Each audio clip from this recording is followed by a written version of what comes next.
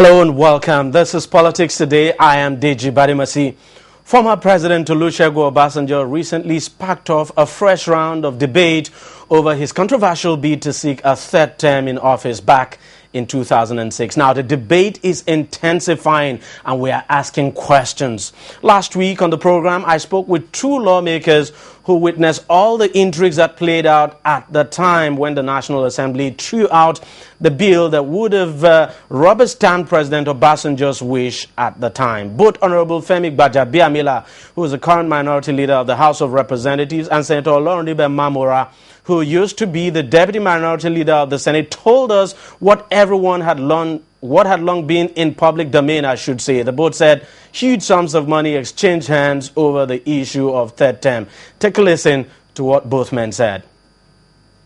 There was money spread around, 50 million, 100 million. I was approached. I was the face of the 2007 movement in the House of Representatives. I spoke with his foot soldiers. They came to me. I spoke with Bode George. He called me. You know, I will mention those names. I spoke with Florence Itagiwa, those who he has talked about.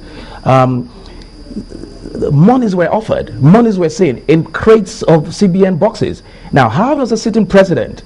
Now, it's either you are inept and incompetent.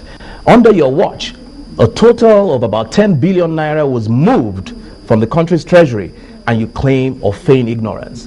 A lot of money was spread around. Unfortunately, some of us stood firm. We refused to take this money, and we fought to the end and defeated that bill on the floor of the House. I was not offered because apparently virtually everybody knew my own stand right from the onset. And I was one of the very few that were very vocal against the third term agenda. And so it was very difficult to even approach me. But I had very close colleagues who told me that they were approached, and some of them told me that they received. So some of these senators would have received money, but eventually did not support the idea. Oh, definitely, because some of them even told me that look, this is free money, and so that there was no reason for them not to take it. You know, while some of us said, look, it would just be an abomination to take that kind of money because it was blood money, you know, as far as some of us were concerned. But some of our colleagues took the money, and they did, in fact, confide in us that they took the money. Well, there you have it. So the question is, or the question we're asking is, should this weighty allegation be investigated and those who collected the money be made to return them, because this money belongs to the public? Now, you may say that is a tough call, but there's no harm in trying. Just before I bring in my panel to weigh in on this issue, let's play back the former president's denial of his involvement in the third term saga. Here's what he said. I never toyed with the idea of a third term. So when did the report came from? It was so strong. Yeah. You were, until now, you were yet to deny it. I have denied it all along. I have denied it all along. But those who believe that their political fortune will be better served are the one. Look, there was the role of the National Assembly to amend the Constitution. Third term was one out of over 100 clauses that they wanted, that they included in that amendment. Over 100. And they initiated it. It was not an executive bill. So you are absolutely wrong. If I want a third term, that bill will have come from me. My liaison officer, Florence Itagiwa, told the whole world that, look, there was no day I ever call her and say, go and work for third term.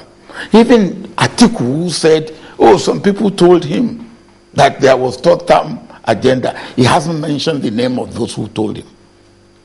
Now, the people who are close to me, none of them will ever tell you that I told them go and work for third term. Even Mantu, who was the leader of the Senate, and who, of course, is the one who has to present a bill emanating from anywhere, but this one emanating from the Senate itself. He was the chairman of the committee. He will never tell you. He has never said that I called him to say I want a third term. So all of you talking of third term are very unfair. And you are ill-informed, you are mischievous, and you are, I don't know what else I can call you. And I've also said that, look, I'm not a fool. If I want a third term, I know how to go about it. And there's nothing that I have wanted that God has never given me. If I had wanted a third term, I would have gone about it the way I should go about it, and I would have got it.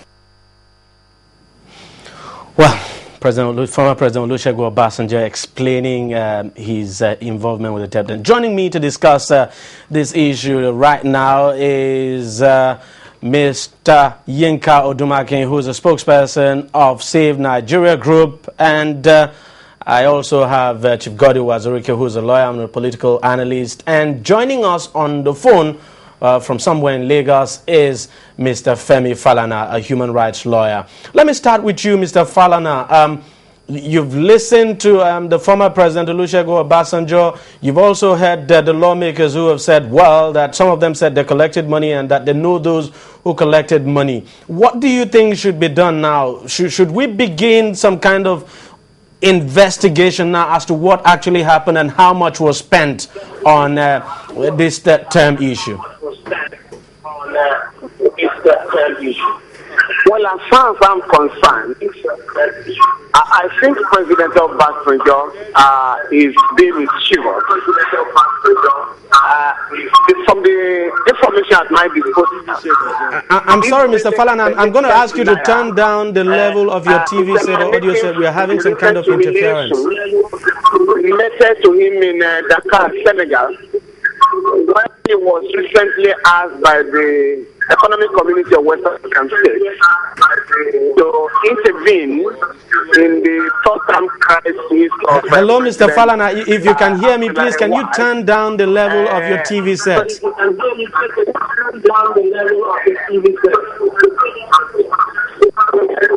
Well, it's okay now? Yeah, okay, go on. Yeah.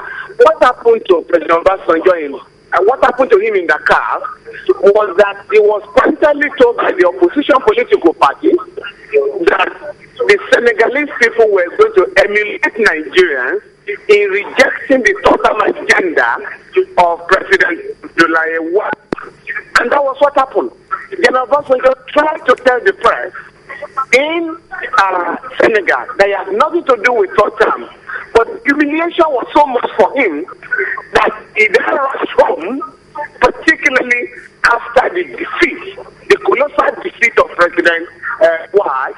He then rushed home to engage in the latest denial of his own term ambition.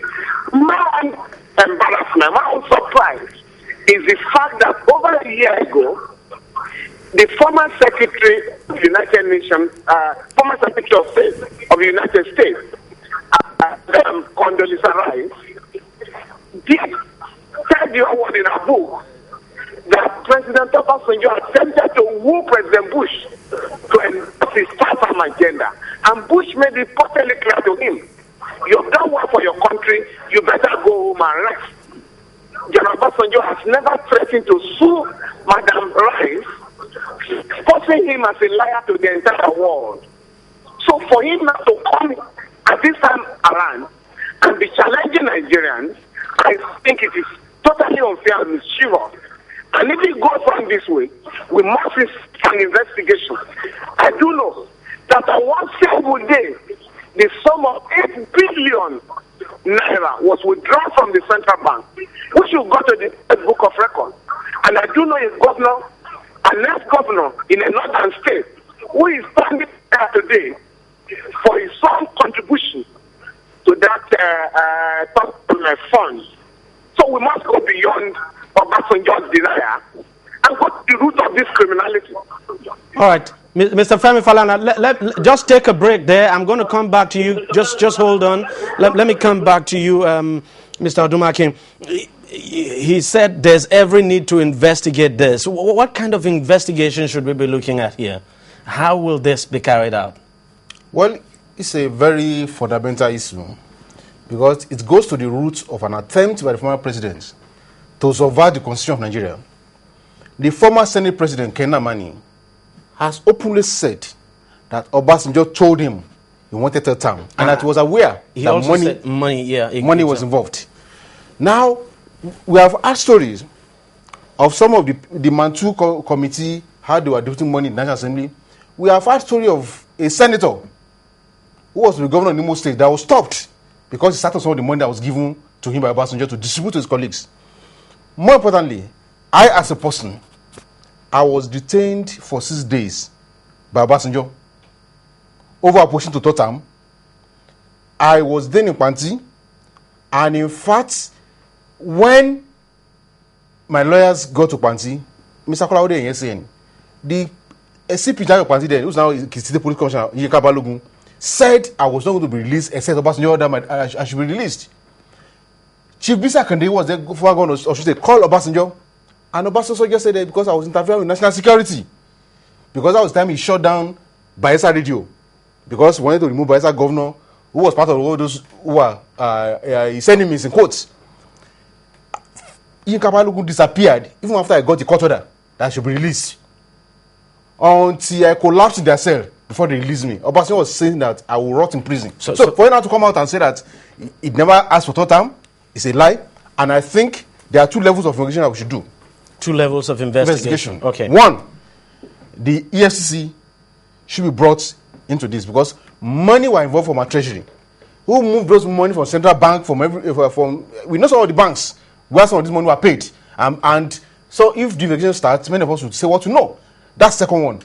So you're saying if you were invited, if there was an investigation today and you were invited to testify, you would be willing to do so? We will say what we heard and what we know about this thing. And of course, true, for parliamentary integrity, the National Assembly itself owes it a duty.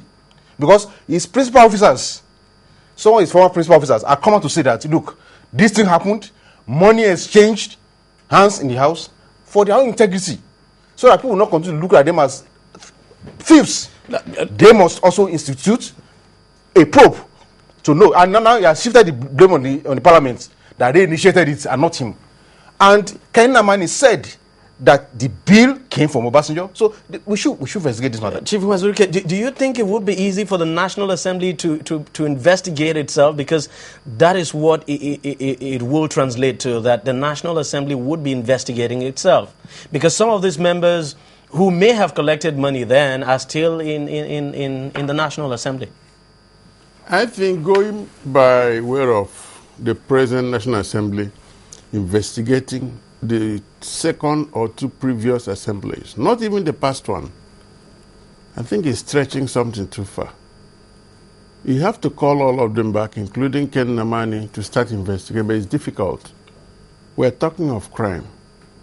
If it was done on the floor of the House, it's a different thing.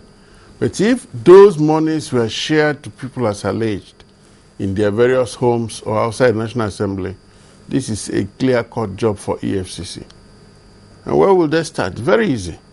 If you are talking of money being moved from CBN to a bank and then to the beneficiaries, there will be a record. I'm sure those records were not burnt. So, if EFCC really wants to shine, fine. We know the names of those who were in the National Assembly, get their names. Did you receive the money? Naturally, they will say no. They check their bank account. Some of them will have put that money into their account. Suddenly the account is swelled. That's actually how the EFCC, as I knew it, investigates. They check movement of money. All right. Let me go over to you, Mr. Falana. Do you think the EFCC should come in here, or the National Assembly should just set about, investigating this, get to the root of this, and find out who took what, and ask them to return whatever they took? Well, I do think that Chief Olusegun Obasanjo has challenged Nigerians, he has challenged the EFCC. And we must bring this matter to a close once and for all.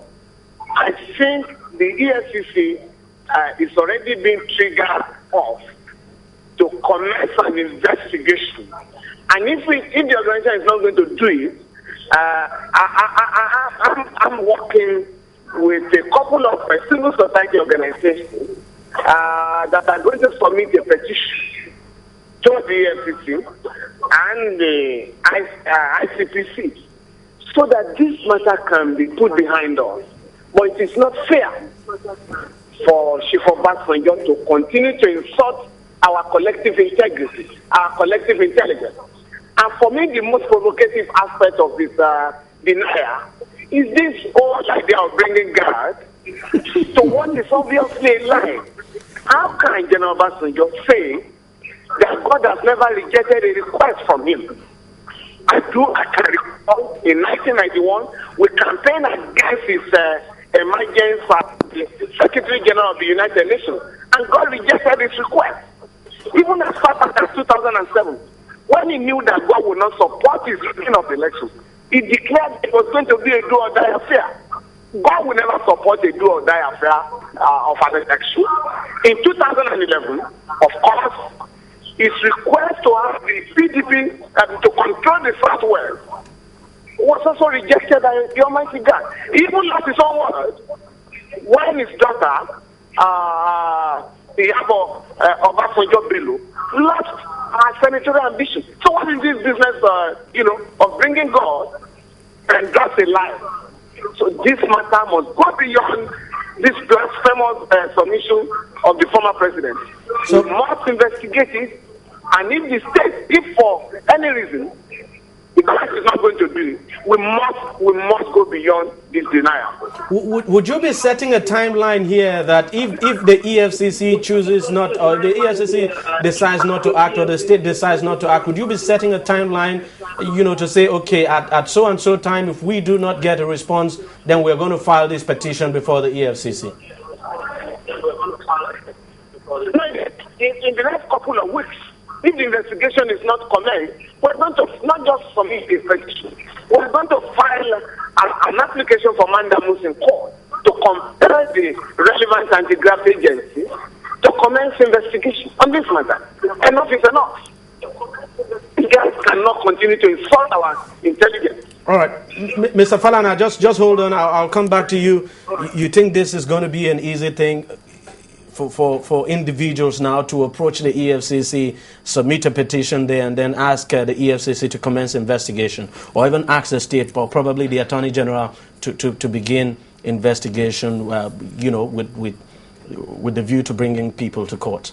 Well, I think it's important because given what we have seen in recent time, our series of editorials on newspapers today, which is talking about the fact that the anti-graft war of the present administration is entering a death throes.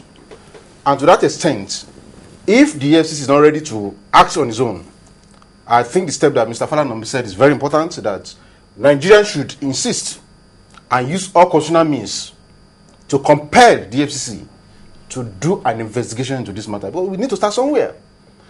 Such amount of money, in fact, the 8 billion naira we're talking about is just, when Nnamani was talking about 8 billion naira for Senate alone, we're not talking about House of Reps. We're not talking about traditional rulers. Where you have 360 members. Oh, yes. So, roughly, we're talking of close to 30 billion naira from what independent can have been done. So, it's important for us to compel an investigation to this matter. And once we start with this matter, then we'll get to other issues. Chief Wazuruki, I have to ask you this because you're a lawyer. Would people like Mr. Femi Falana and the group he says he's going to team up with to file this petition now, would the issue of local standby now affect them? No. You see, we have an act called Freedom of Information Act. First and foremost, they can go and write to both the central bank, if they like, to all the banks, to the Accountant General of the Federation, Auditor General, and all of them, and ask them to disclose so and so information to them, give them time. Where they fail to do that, they can advance to the courts Femi Falana is on the right track. This is our country.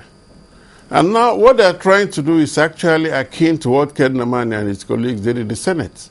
Remember, it was broadcast live. So we followed it. Those who came up to say, I support the amendment, I support this amendment. And when the former Senate President redeemed himself, Wabara, he stood up and said, I was offered 50 million naira, the same amount they're charging me for in court, to come and support this third term. I want to state here, I rejected this money, and I'm not interested, and I do not support this amendment or any third term. And as soon as he said that, that sealed the fate of that amendment. In the Senate, the House of Reps just packed up their things and left as soon as they noticed what was going on in the Senate. So, as soon as 25%, more than 25%, said they were not going to support it, the whole thing failed. And after that, it was more like a crash course, what to do next. But to start denying that there was anything like an attempt at that time is actually to put the truth on its head. Stand it upside down and then bamboozle the people into believing you. And I think Chief Obasanjo, let me just address him directly. History is a living thing. It is living because those who are still writing it are still around. All the dramatists personnel, I'm sure, are writing their memoir, and each of them will disclose what happened. Some will be kind to you, some will tell lies, but Nigerians actually know the truth. Mr. Falana, do you think you would have the local standard to approach a court now to investigate, to cause the court now to investigate or ask the EFCC to investigate this issue? Well, as my colleagues have just pointed out, we are now armed with the relevant provisions of the law, particularly the Freedom of Information Act. We're going to put up a request. We're going to make a request to the appropriate agencies, particularly the Central Bank, which was alleged at that time to have released in one fell swoop 8 billion naira. And I think we have already got somewhere. As I did say, one governor it was charged by the EFCC with having looted about 30 billion naira from his state fund. And to the best of my knowledge, part of the fund was channeled towards funding the third-term agenda. Really? Of course, the charge is in court, and when the trial starts, that governor will have to give evidence. So, but apart from that, we are going to pursue this matter to a logical conclusion. What would be the logical conclusion for you? What would be the logical conclusion? The logical conclusion is to unearth the allegations and to have all those who get money and those who took money charged under the ICPC Act. And particularly, the man who instigated, the man who funded the campaign. And I'm talking of Chief Olusegun Obasanjo. All right, Mr. Femi Falana, we have to thank you very much for joining us on the program. We have to let you go there. The line has not been so wonderful at all, but thank you very much for your contribution. Let me come back to you here in the studio. He said the logical conclusion would be to, bring these senators or House of Reps members to book. But is this, maybe I should be asking you this because you're the lawyer here. Is this not a tough call? I mean, is this not a question of hearsay now? Because we're talking, it's not as if this thing was done officially on the floor of the House. We're talking about, the allegation is that, they were approached individually, not in the House, not in the National Assembly, and given money. And then you'd be asking these people to come, and you don't think you may be faced with a situation where some of them would say, no, I didn't collect. I mean, it never took place. Well, if EFCC really wants to investigate, there is a way you do this. If there are 10 armed robbers and they're still here, all you have to do is get one or two of them and grant them immunity from prosecution. Turn them into prosecution witnesses and they will now testify on behalf of the state. Especially when some of these lawmakers are now coming out to say, well, Yes. we know some of our friends who collected and that we were actually approached, but it's just that we turned it down. One, anybody who was approached, he will call it attempt. That's one. Two, anybody who received will say, I received money from Mr. A. And he has to say, I received, not my PA received from one PA. As long as, let me even go back a little. Wabara's case, when it came up, remember, EFCC was at its height. They were able to get the information they needed and they lined up the witnesses, even though that case suffered a lot of technical stumbling blocks. But then, if they really want to go about it, first identify those who offered and those who received. Grant immunity. Some of those senators are actually Obasanjo's worst enemies now. So if you're talking of returning the money, it's going to be a tall order. You think so too? It's going to be a very tough call, returning money. 8 billion naira, some got 10, some got 50, we've been told, some got 100 million. Asking them to return would be very difficult. Well, I think the ultimate aim is not even getting that money back. I think it's about erecting our walls that are falling. That's true. The reason why Chief Obasanjo can come up and look us in the faces and be denying is because crime is not punished in Nigeria. And when crime is not punished, the hearts of men are hardened to do iniquity.